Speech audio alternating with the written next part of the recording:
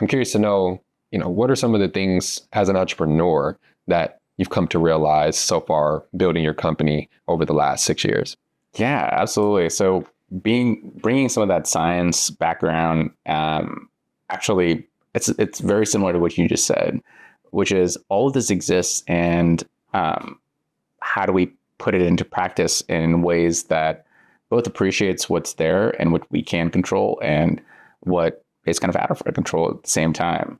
A lot of our problems with healthcare, for example, are actually policies and stuff that we built, right? The actual medicine part is almost more, it's easier to understand and define and measure, whereas the policies and stuff we put in place are entirely human led and built. There's no physical reason, there's no law of nature that means that it has to be set exactly this way.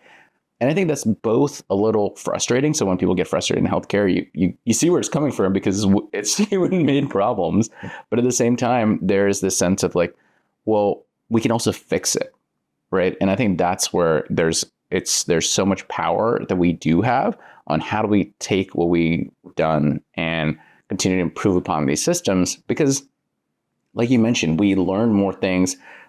Like each of our innovations, the miracle of having phones in our pockets, is built upon thousands and thousands of innovations unto themselves. And then we kind of get to what we just take for granted and walk around with.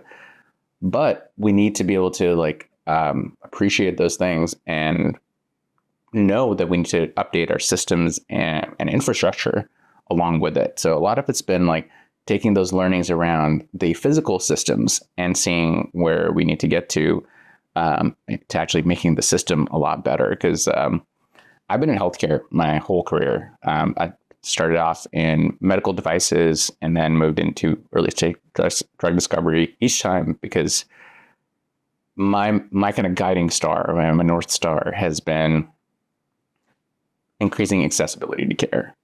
And I showed up to this conference this many years ago, and the keynote speaker, just this awesome professor doing therapeutics work, multiple companies, and he kicked off this entire 3-day conference about therapeutics, and said, what we're going to talk about the next few days is the next 2 decades of what's going to define genetic therapies.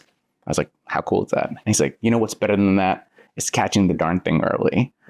And, something inside me kind of shifted at that point, which is actually, this is such an amazing part of what we're building, but there's so many other barriers that even before somebody can get the treatment, we need to get them to. So I think both understanding what are the physical things that we're trying to solve for, and then what are some of the human-made issues that we also are solving for at the same time, especially in something that's so complex and you can't really mess up like healthcare. Absolutely. That's so true. And I guess human barriers require human intervention now as a part of the solution. And that's what you're doing. And I'm thrilled to be sitting here speaking with you right now based on all of the no, honestly, it really is a privilege. And I'm thrilled to learn more about all the work that you're doing and about your philosophy and principles that have led you to founding this company and continue to motivate you moving forward. I would love to know, what's your source of that motivation? You say your North Star is providing access to care to individuals. Can you tell me a little bit about where that comes from? Yeah, absolutely. Like I mentioned, I was born in Pakistan. But actually my first memories of healthcare are not what you would expect. It was actually so we lived in this multi-generational family house. It was my grandparents, my aunts and uncles, my brothers, my cousins, and everybody all in one spot, which is pretty usual for Pakistan. Except my grandmother was actually one of the first female physicians in the entire country, and the first one in the province. So we used to have people come after multiple days, arriving at our front door on cart back. And that was my first experience with healthcare that I can remember. And that really left an impression because not everybody had the same access to care in Pakistan. My grandmother had a hospital that she worked in, but we still had people arriving at our front door because in some instances, women didn't have the same access to care as men. So seeing her provide that care was just left a huge impression. And I'm not saying when I was, a couple of years old that I knew what this was going to define, but I think it left a huge impression. And now look back at it's something that allows me to get up every day and say, how do I keep providing better care to the people who need it the most? So access to care, which is such a big barrier. And not just in Pakistan. Then, my family moved, and we moved, like I mentioned, multiple times, multiple continents, and we ended up in rural Arkansas. The rural part is important because it's like 2 hours out of Little Rock. So already, you're in a very small area. When we moved there, it was a 9,000 person town. Now everybody's talking about the explosive growth. It's 10,000 people now. And my mother took a shop. She set up a clinic. She's a pulmonary critical care physician by background. And now I got to see my neighbors in the US here, and how the access to care makes such a huge difference in their outcomes. Because people, even if you're working as a clinician in rural care, you still have to go multiple hours to get to other specialists. So people had to travel like multiple hours just to get access to care, right?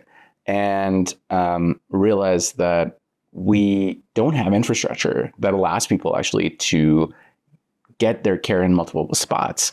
You essentially reinvent the same person to treat them holistically. The same person could have a mental health need, a medication that they're managing. They could have physical health issues, a procedure that's coming up, and they're getting all that care in 4 different places. And then we added a layer in the last decade and a half, which has been amazing, of digital health and virtual care, which is so cool. However, it actually compounded some of that inefficiency. So now, instead of being in 4 or 5 different institutions as the same person, you're now in 10, 12 different spots, and none of that care talks to each other. Now, if you're living in rural care, your barrier to accessibility is that much higher, because you can't actually, worst case scenario, just walk into a clinic in an area, because there's just so much more limited infrastructure for you. The digital piece, again, is pretty limited, because how are you going to get your information in a system that's not as advanced necessarily in the local level to get that information at the virtual care piece, and then that information back, what's called a closed loop infrastructure, right? So we said, what if we built that piece? Like, we're not building the care delivery, but just the infrastructure, the bridges between this access to care, just because we have, I tend to think of the infrastructure a little bit more as kind of airplanes. We can go really far distances, but you're not living in the airplane. You actually need to get somewhere from there. And that infrastructure is lacking. And so we're building kind of those connectivity elements, and specifically focused around the underserved populations living, especially in rural care. That's 67 million Americans. 1 in 5 Americans. It's a huge part of the population. And that tends to have much worse outcomes. Life expectancy drops. If you drive just 2 hours from here in San Francisco Bay Area, your diabetes rates go up. Your patient to provider ratios in primary care and mental health drops. Would love to know more about their firsthand experience trying to attain care, and why these disparities are so prevalent amongst this community. Yeah, absolutely. So there's just that physical element, right? How do you get care to the people that need it? And bridging that gap, even with actually virtual care and digital health being available, it becomes tough, because you have to get part of your care comes from a clinician that has to kick it off. That data needs to, in a very compliant way, make its way somewhere else, where somebody else can provide you with the care and then send it to the rest of your care team. A lot of us enter into healthcare clinical workflow. That's what it's called. Mm-hmm. And it starts off usually the primary care, mental health, a family practice physician, and that kicks off your journey to a specialist. Now, actually, in rural America, there's sometimes a huge backlog for you to even get into the system. So now, if you actually play that out, you see that if somebody needs to get to a specialist to see if they need to get a surgery done, if they're backlogged 8, 9, 10 months, they won't even get to the point to get into the system and then get handed off to a specialist until that first appointment is done. Then handing them off, if you're in different infrastructure, everybody's very used to the large EHRs that have become more prevalent, which are awesome. Those are the innovations. That's where a lot of us in metropolitan areas, all the leading health systems tend to have them, which is amazing. But your information, if part of it's in a different data vault, essentially, having it flow over is not trivial. So that handoff now takes, and through an NIH published study, over 200 minutes, and it's non-billable time. So that means a health system that's already pretty burdened in rural care is going to spend, all this hundreds of minutes to just hand off a single patient effectively. Then the burden falls into that patient needs to actually travel the 2, 3, 4 hours to get care. And what that results in essentially is there's all these gaps where patients fall through.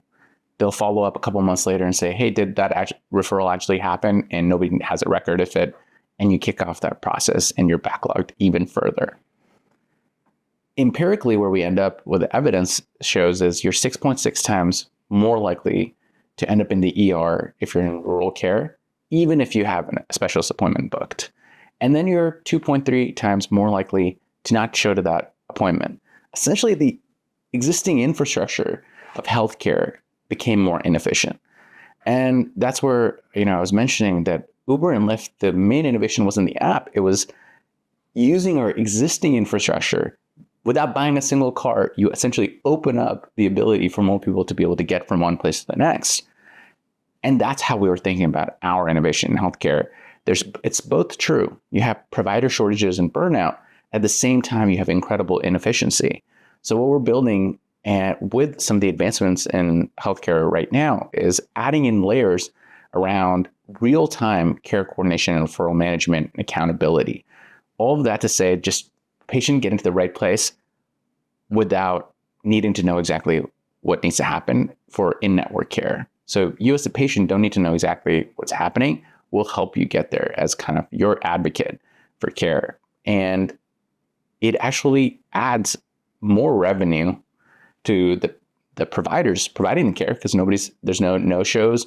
Everybody's coming through needs your specific level of care. Handing off a patient, you can actually didn't have to spend too much time. We have a one-click system that kicks that whole workflow off. And for the patient, obviously that results in increased outcomes.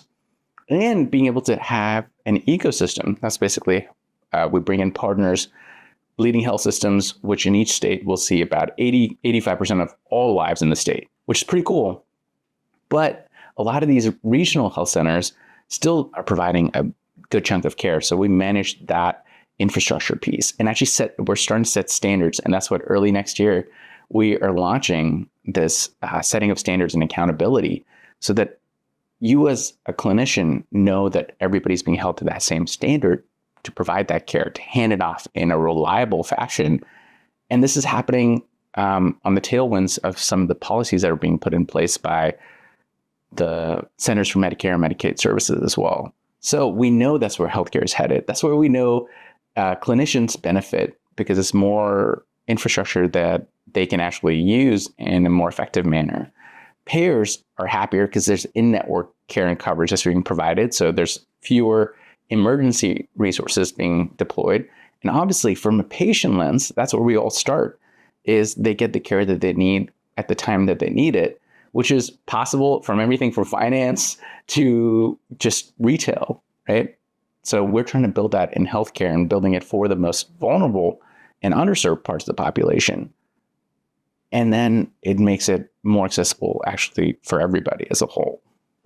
Okay, that's really interesting. And I'm thinking, and I'm hoping I'm understanding correctly, but if I understood correctly, you're helping make the process of transferring patient medical records across different data vaults, essentially, so that if a rural patient has been seen by 5, 6, 7 different specialists who do not have visibility into the notes and the actions or the recommendations or opinions of the previous physician. Now all of that information can be centralized in one place, giving physicians and health networks visibility into the patient as a whole, and then therefore being able to provide a higher level of care, and hopefully increase patient outcomes on that side.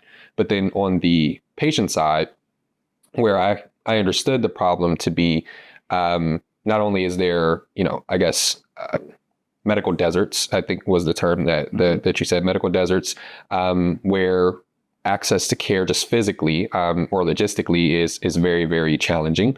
But then even in the follow-ups and the participation in their own care, it's just challenging to be engaged because they run into barriers along the way because none of this information has been centralized and is so fragmented, and the right hand isn't talking to the left. Did I understand that correctly? That's exactly right. Okay. Yep. Okay. I guess the thing that I'm interested in it about is how the centralization of the data then now translates into higher patient outcomes, still given that they still have the geographical challenges of getting to in-person care. And granted, like when they get there, all of their information will be there. But how then does this translate to higher outcomes for patients? I would love to know more about the details about that. Yeah, absolutely. So for us, the clinician kicks off a patient workflow. So clinician knows that this patient needs X, Y, and Z next step of care. We take that information and then we actually look at the patient's payer, what's in network for them, and actually give them options and say, depending on the intensivity of your need, you might be actually a good fit for text-based therapy program, which has clinical validation, and you can do it right at home. So for a rural patient, they might not know that's even accessible to them. So we actually bring them right to the care through one of our partners. So we have over 70 partners from everything from mental health, behavioral health, sleep, diabetes management, women's care. It's just kind of, we're pretty broad in what we provide and continue to add more resources there. So now the same patient that's doing text-based therapy also might have needs around some medication that they're taking, and it's a controlled substance. So they need to go for their in-person care as well. Now, we manage that while at the same time they can do their text-based therapy. Their medication can be managed at the local level. So they can go see a provider who will get them the medication that they need.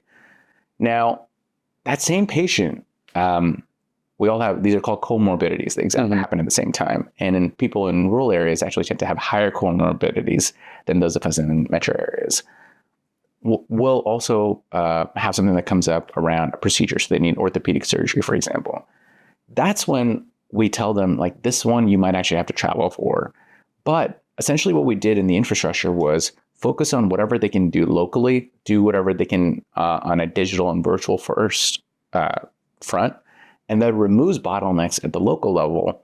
And it actually allows them to get faster to the care that they have to travel for anyways. But now we did save them that infrastructure piece of having to do all 3 of their appointments essentially by traveling 2, 3, 4 hours to a metro area. And they can do it all at the same time. And we essentially capture that data and bring that what's called data enrichment to that provider, that surgeon who actually has to provide that care, which actually better equips them to help the patient.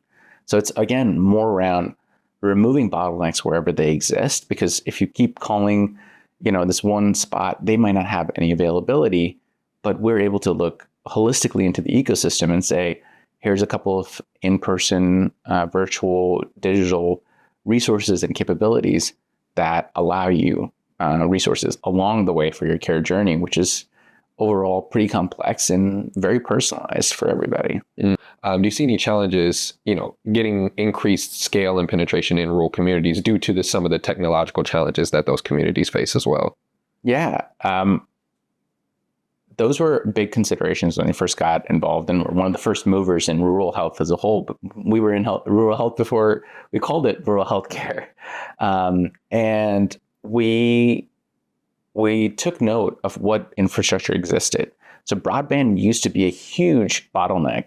However, just in the last couple of administrations on the federal level, there's been huge investment, tens of billions of dollars, into actually putting more broadband in these communities. So it's actually for the very first time, in a sense, from a tech landscape. Let me put my tech founder hat on and say this is for the very first time, all these consumers are actually available for the very first time in history. So we actually can get them care. The next piece is what people might not have necessarily personal computers, but almost everyone actually has a cell phone in rural care. And our team has spent a lot of time from the specific user experience perspective to do a mobile first approach. So we can actually not try to tell patients what they need versus actually bringing them the care that they actually want. So, like I believe it was Ben Horowitz that said that if you want somebody to do something, just make it easier. And that's kind of the principles that we apply and say, let's just meet our patients, our providers in rural care where they are. The last piece is empirical, and this is a little anecdote. We actually, when I first got involved, we were navigating some of our patients to local libraries, to their local clinics to go get Wi-Fi usage. That's completely gone away. People can actually get that care at home. Now, the next piece was, how do we deal with the patients that are less mobile, our geriatric patients? And we actually found out that our geriatric patients are some of our most loyal users. And the reason behind that is it is harder for them to travel. So when the calculus of your decision making is, do I want to take 10 minutes to learn a new platform? Or do I want to figure out a way to drive 3 hours one way and 3 hours back? That calculus actually works out in our favor. So us being able to serve these populations and bring them all their levels of care to one spot actually makes them more loyal users and actually allows us the ability to serve them even better for longer periods of time, where these populations, some of these folks, again, in Arkansas, where my family still lives, and my mother's still a practicing physician, she serves actually generations. She actually has a couple of patients. She serves 4 generations in the same family at the same time, which is not always the case even in metro areas. So we're able to have this longer term connection with our patients that tend to be in the same areas, tend to be more diverse, actually. Indigenous communities, lots of Black and Brown community members living in rural care and providing them better access and building an infrastructure that's of the modern age. And in this instance, I'm of the opinion that actually we have an advantage because we don't have to rip out any infrastructure to put in a new one. And we can actually just build in the modern age, which is pretty exciting as well. From your personal experience growing up in some of these communities, and then obviously observing some of your users or patients on the platform, what's one of the more surprising things that, for example, someone like myself, pure metro guy from LA, would be surprised to learn about some of the unique characteristics of a rural American? Yeah. I'll start off with the fact that some of our rural patients are actually even better covered than those of us in metro areas from a health insurance lens. Really? And let me tell you why. Okay. So let's take, we actually, one of our first contracts ever with an enterprise customer was with Indian Health Services, specifically working with Indigenous communities, American Indians, and Alaska Native peoples for healthcare accessibility and referral coordination. So American Indians and Alaska Native peoples serve at 5 times the national average in the U.S. military. So now imagine you're covered with Indian Health Services as a payer. Then you're also covered with TRICARE or because of the military. And then when you retire, you're covered by Veteran Health Administration. So, and then 70% of all veterans actually have supplemental coverage, so commercial insurance plans, et cetera. So you could be the same person and be covered by 3 separate insurers, except you still have worse than median healthcare outcomes. How is that possible? And I think that's where it that's what drove me to start this company, because some of the smartest people in my life who were, just because they were living in rural areas or having much worse healthcare outcomes. And because all these systems weren't really able to speak to each other, and despite everybody wanting to provide better care, there's no evil person sitting in a corporate boardroom trying to make some bad decisions happen. Actually, a lot of people in healthcare truly want better access, but we keep siloing more information and not looking at it from the patient lens. You could have the most secure way to actually build information is make it inaccessible. That is the only way to 100% make it secure. But that's not useful, right? And that's where we need to find that balance on how do you actually get that care to the people who need it.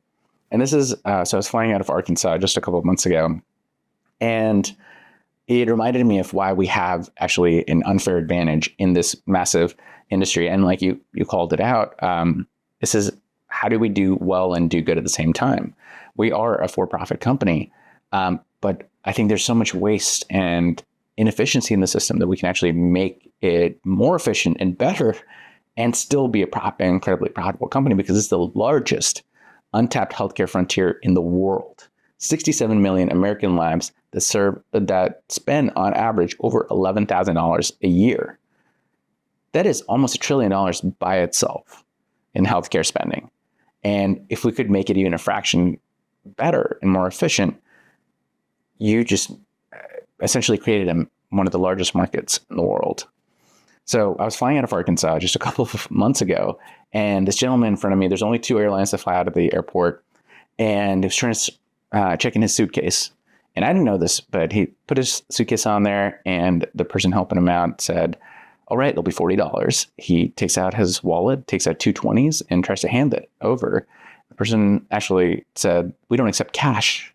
Do you have a debit card? He said, no. Do you have a credit card? He's like, no, everybody in my town only accepts cash. I ended up putting down my credit card. The gentleman paid me $40.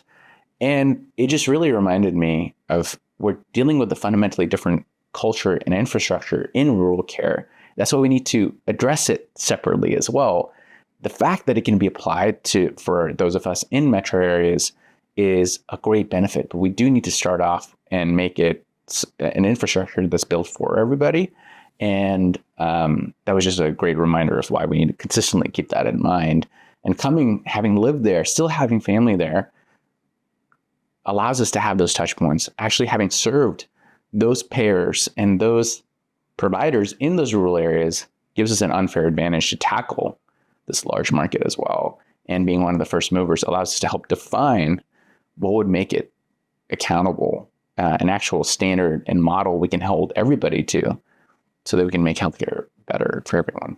Excellent. So tell me a little bit about the business model then. How does this all work, not only for you, but for health systems, payers, and then also the patients as well? Yeah, absolutely. So we're in what's called B2B SaaS enterprise, business to business. We sell to large health systems and large payers, and ultimately serve the patient better. Because ultimately it's the patient's day-to-day decisions and where they need to go get care that's personalized. So we sell to these large entities that are responsible for so many lives in America, and then bring it down to the patient to serve them in the most holistic way possible. So we charge an annual subscription fee to our health systems per site and to our health plans per county and areas that we service. And we also have a marketplace where different digital health virtual care providers opt in to be part of our network to get, again, access to these really hard to access lives. Essentially, what we're doing is helping everybody either provide care at a better efficiency, cost point, or simply, to use another tech term, increase their TAM, their total acquirable market. Because these lives have been traditionally inaccessible as people are calculating their own acquirable markets. And we're bringing these lives to bear to make it better for the folks that are trying to deliver better care in the modern age, and also do it in a more appropriate way, which is if you have insurance coverage and you end up in the ER, that is a way to apply your healthcare, but it's not going to be good for you. It's definitely, something that payers don't don't like to promote either, because it's incredibly expensive and actually results in worse outcomes as well. So how do we help mitigate that emergency room visit and actually provide better care? That's our challenge. So we bring the right care delivery providers and help kick off not just a single acute appointment, but actually a workflow, because we know that if you need mental health, you might also need physical health, which also needs medication management. And if it's all because of something that's going to lead to a specialist visit, how do we kick that off in sequence so you get to the right places in parallel rather than one at a time? And that's what we're so used to in healthcare. It's a little bit of reimagining healthcare. And that's been, I think, our biggest challenge, is getting this huge Titanic that we all float on to figure out recorrect its course before we strike an iceberg. What's the biggest barrier to getting the industry to move more aggressively in this direction? Why is it that you have to feel like you're the tugboat pulling the Titanic, as opposed to this being extremely clear, incentives are aligned, everybody wins, and we just move forward full steam ahead? Yeah, we just have such siloed decision-making in healthcare. So we need to have any decision in healthcare, just from a patient perspective, right? You have three entities at any given point that are making the decision. There's the patient that's actually getting the care, the clinician that is providing the care, and then a payer that's going to in some way be responsible for paying for it. So there's always three stakeholders. That's actually pretty similar in how healthcare decisions get made at an enterprise level anyways. So a health system, you can have your chief medical officer of a health system, as well as your chief informatics officer, the CIO, and your CFO, who's ultimately responsible for making sure the money's flowing and working on those razor thin margins in healthcare, and then a CEO, who are all making decisions on kind of a strategic level. So imagine getting all four players who are responsible for very different things in the same room, and then getting to them to thinking entirely differently about their business model. Because that's essentially what we're asking them to do. Because healthcare right now operates in a very similar model to retail. You come in and actually a lot of the large stores lose money if you buy their produce, but they are still some of the most profitable companies and largest companies in the world because of everything else you're going to buy in the store. Healthcare is very similar. So you come in and you make either no margins or possibly it's a loss leader for people coming in and getting that initial kind of access to care, their primary care, their mental health. But you still get to make a lot of money on certain procedures. We're helping them say, look, instead of having all these loss leaders, which are actually bottlenecks, what if we release this? What if we help separate them out? What if we get people to just where they need to be at the right time? Because you don't actually get to bill anybody that's on a wait list. And they, however, might have dire outcomes if they keep waiting, and they're going to end up in an emergency room. So getting people to really reimagine healthcare with us is, I think, our biggest challenge. But here's the hope is I think we are getting more and more folks on board and building some of these standards for healthcare and just holding ourselves accountable and saying, look, if you all don't do it, there's nobody else, right? There's 100, just over 100 leading health systems that see almost 85% of all Americans in the country. It's like, you have to be the ones that move on this. And there's only a handful of, the different Blues plans, the Anthems, the Aetnas, the Uniteds that provide so much of the care that happens, but also Centers for Medicare, Medicaid overall, and how many people they serve. It's like, we need to bring everybody to the table and say, look, we're going to make healthcare a little bit better by just making it more transparent as a whole. So I think that's the right now biggest challenge, but it's something that we're bringing together these thought leaders all under one umbrella and building these standards for the very first time and saying, look, we know policies are going that way. How about we set our own standards and hold ourselves and everybody else in healthcare to them in service of better patient care delivery. Excellent. You've been in the market for years now. How successful have you all been in that time period, moving closer to your ultimate goal of transforming healthcare for rural communities? Yeah. So it's been a long journey. It started off with just, I cashed out everything I had and started this thing by myself. And it was an uphill climb at every point, but we feel like we're finally at that place where we have the tailwinds. We have policies that have evolved since then. The VA allows people to go outside of the VA to get care. We actually brought on as an advisor just last year, the ninth secretary of the Department of Veterans Affairs, Dr. Shulkin, onto the team to help advise us further. And we have built this huge coalition of amazing thought leaders that are both on the team. And then we're building additional advisory boards for these accountability standards that we're putting together for the very first time to hold the entire healthcare industry a little bit more responsible from the patient lens. We've been great. We're multi-million dollars in revenue now. We're serving just over 100,000 lives, moving towards over 500,000 next year. And we're also able to now cover dozens of health insurers. We have over 70 partners in healthcare that we've built, starting off with mental health, where we got our start, to now covering over 8 different disease areas. And we've also gone on to, outside of the few $1,000s that I had in the bank, been able to raise a couple of million. And we're set to raise about, I think, total of over $35 million in capital that have come into the company next year. And hoping to keep that momentum going, because it sounds like a lot of numbers and words, but really it's all about the patient lives and impact, because that's what's going to help kind of keep driving us forward to where we need to be. Absolutely. And just to clarify, in terms of the fundraising, you're VC backed, from what I understand. We are VC backed, okay. Yeah. And if I understood correctly, you were saying next year, with the addition of fresh capital, it'll be in aggregate $35 million that has been invested into the company since its inception? That's right. Wow. That's right. Wow. That's incredible. Thank you. That's incredible. And incredible progress in such a short time period. Yeah, it hasn't been very easy. Tall task, But yeah, it just takes a lot of capital to move healthcare forward. But we're very excited to have this sort of realization that we can both do a lot of good and achieve venture scale all at the same time in what some would consider a niche market. But I still maintain it as one of the largest untapped healthcare frontiers that's accessible in anywhere in the world, really. Absolutely. So what's on the roadmap then? Like, what's next for you?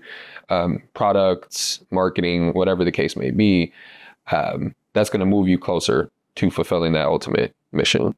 Yeah. The biggest one is building and piloting these standards in healthcare so we can hold everybody to the same metrics, essentially, whether they're small, whether they're large, digital, virtual, and make sure that it's all in service for getting people where they need to be at the right place at the right time. So we're actually going to be announcing this new standard in the new year with all these partners that are coming together to help us pilot and actually show with empirical evidence that it works. It works in all these different settings. And we hope to be able to bring that out to all of the 800 facilities that CMS has tasked with making healthcare coordination and management more available from the patient lens. So that's what we're kind of really building for between 2026 to 2030. That's exciting.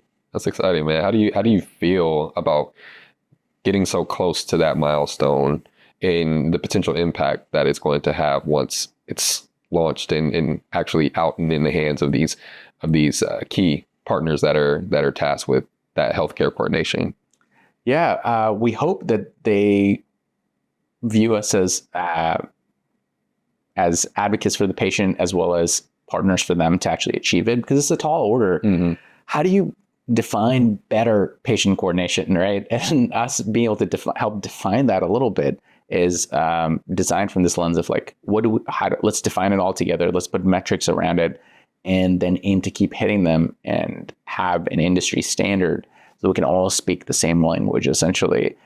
So getting there, I'm pretty excited, and it's always, again, it's a team sport. Healthcare, founding a company, all of it's a team sport. So we need more and more folks that just care, and that's what we've been really excited about, having more and more folks jumping in, taking on these tasks. We've been very lucky to even have on our board folks that have built EHRs, award-winning EHRs. We also have folks that have been leadership at some of the largest and most definable healthcare agencies and entities like the American College of Radiation and Oncology. From federal government. Steve Ganyard, who serves on our board of directors, was Deputy Secretary of State. And we're just really excited to have all these different lenses coming together and helping us redefine where we need to go. Can you tell me a little bit more about the technology that you're using at Rainfall Health and how it enables you to serve the rural communities that you're serving currently?